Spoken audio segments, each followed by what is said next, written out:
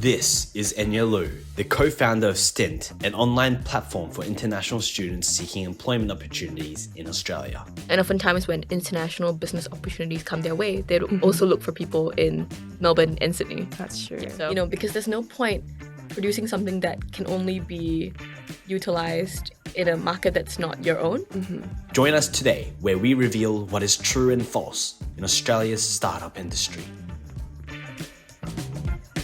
First one is Australia has a growing startup ecosystem, with Sydney and Melbourne being the primary hubs. True and false?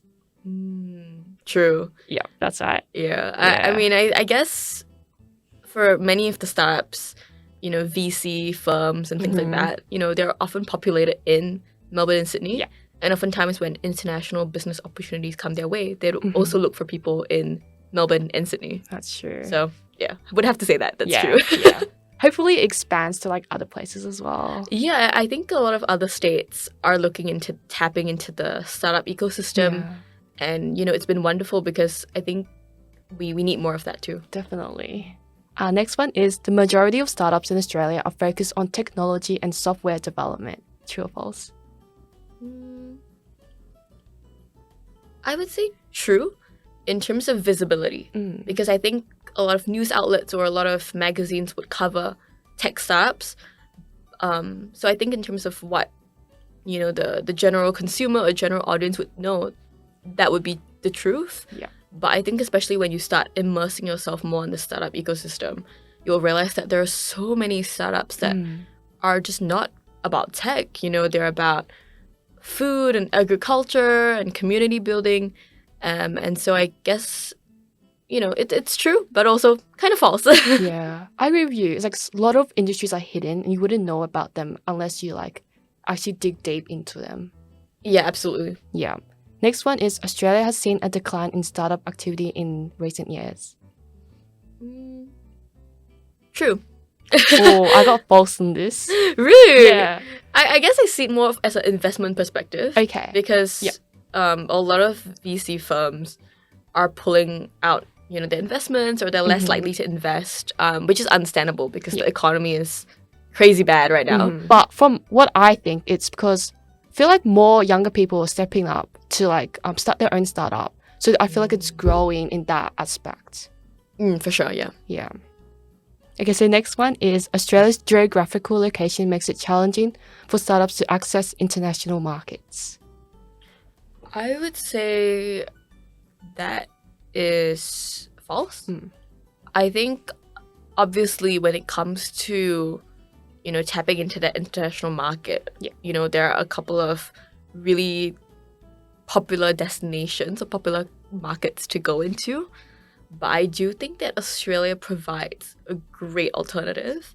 And I think Australians or the Australian community in general is very keen on helping each other and making sure that our homegrown brands grow. And so I do think that, there is a lot of possibility in the land down under, but it's more so about, finding those gaps in the market to really address our local community first, and then it can grow to something so much bigger in the other markets that, these businesses want to tap into. I agree with you. I feel like Australia is a good starting place to start your own business, explore new opportunities, and then after that you can explore places abroad or internationally as well. Yeah. The next one is most successful Australian startups are focused on serving the domestic market rather than expanding internationally. I would say true. Okay. Yeah, I think one example would be Canva. So I'm sure that's our sort of model startup for a lot of people. And I think when they started Canva, they did it domestically first and made sure that there was a lot of demand, right? And I think that's actually the way to go. Yeah. Because there's no point producing something that can only be utilized in a market that's not your own. So I think they started smaller, and I think once they saw the demand from the Australian community, I think that's when they started adopting these different ideas and different business models and brought it to, the greater region. So, yeah, I would say, that's sort of the way that things are going about now. But, who knows? I feel like a lot of companies start with like the domestic market at first, but then after a while they want to like expand overseas or go international. So it's like learning curve, and it goes through like a long journey as well. Yeah, very long journey. Yeah. So the last one is Australian startups often struggle to attract and retain top talent due to competition from larger companies and startups overseas. I would say false. I do think that a lot of people are very eager to grow the Australian startup system and the economy. Yeah.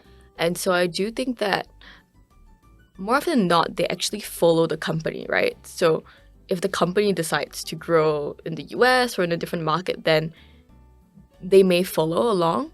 But I don't think it's something that's necessarily on, their bucket list or their checklist in particular. Because obviously, everyone goes where the opportunities go, right? So if there's opportunities abroad that are being offered that's not offered in the Australian market, then it would be quite a waste if they didn't take that. That's true. But of course, I do believe that there's many people that would want to stay and to tap into our local market first. Definitely. Do you know where Stint is heading towards? Well, for now, I think we are heading towards trying to be more of an advocate for international students in the community as well. I think over the past couple of years, we've received a lot of support from the international students, but we also want to make sure that we're able to provide that value and provide, opportunities and help. And so I think for us, moving forward, we not only want to expand the international student community and make sure that everyone is taken care of, but we also want to engage more employers and companies in Australia to make sure that we become the bridge and to close that gap between international students and employers. Wow, that's beautiful. Well said. I know starting a startup is really difficult. So did you have any prior knowledge about it? Not exactly, no. I think coming to university, I was really open to trying new things.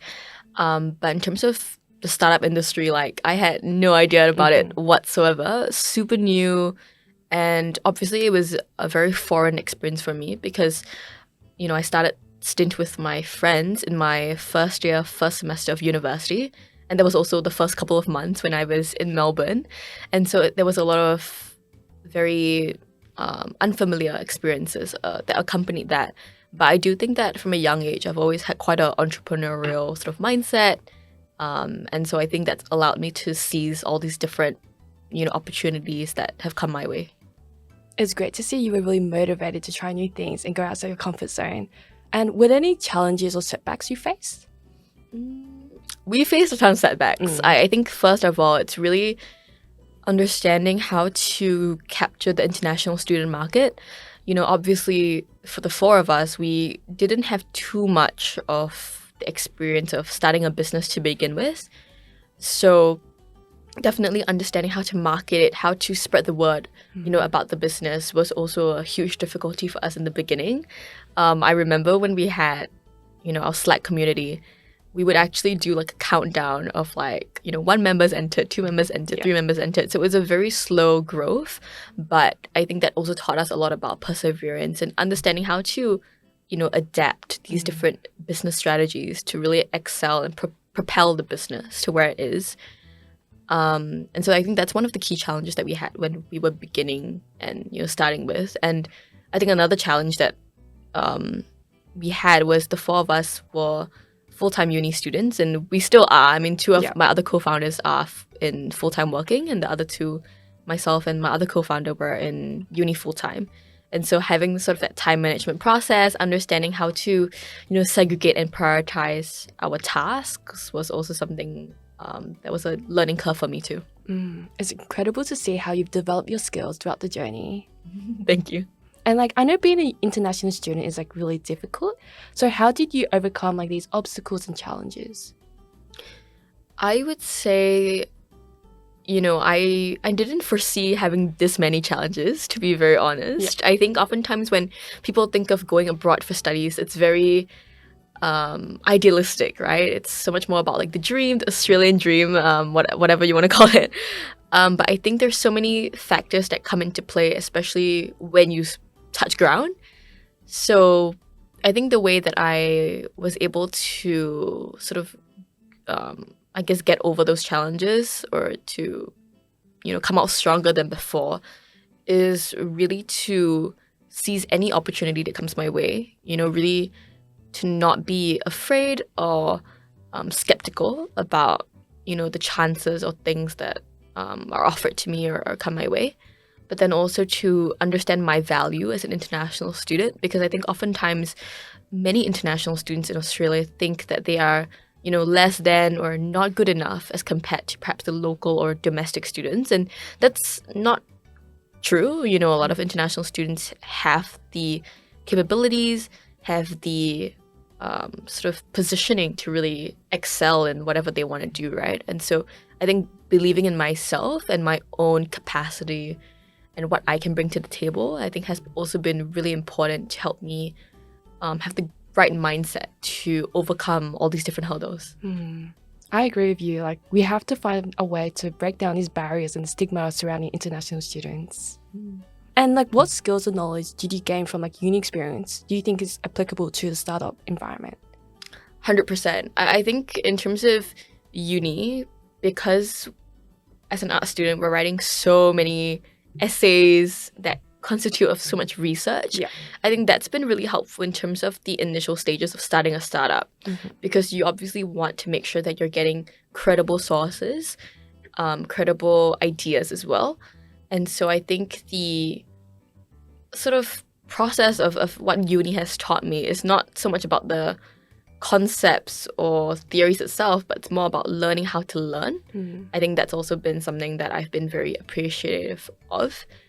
But also throughout the past couple of years at uni, I've been, very involved with clubs and extracurricular programs. And so being able to be a part of those in leadership roles, I think has taught me a lot about, external stakeholder management, things like ideation, conceptualizing, branding, marketing.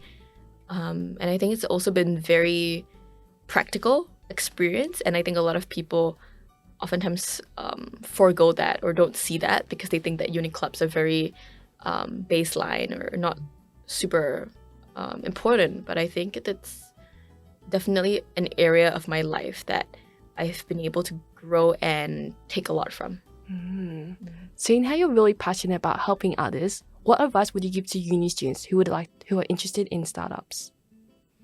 I would say just go for it. I think for me, I was very skeptical about starting a startup or being a part of the startup ecosystem in the first place. But I think you never know if you never try. And I think people often think of startups as like the finish line, right? A lot of people talk about, I want to own a business when I'm older, when I'm 40 or 50, when I have a lot more experience. But sometimes it's just about starting when you don't know much about anything, because that's when you're really going to see so much growth. And, I think startups are a fabulous way to learn all skills, because oftentimes you're going to be, the jack of all trades. Sometimes you're going to have to learn how to read financial statements, which for me as an art student is nearly impossible. Or sometimes you're going to have to learn how to use Figma or code. And I hate coding, but, it's been a wonderful experience for me to watch from the sidelines about how our Stint IT team has built our website, So I think building a team that's supportive of your goals and your aspirations, but also being able to uplift others through your ideas and through your business, there's really nothing else that can compare to that, especially from a young person. And, so I would definitely say if you have an idea and you think that it's something people would want, or people would be interested in finding out more about, just go for it. Definitely agree with you. It's about like taking the first step and giving everything a go. Absolutely. Yeah.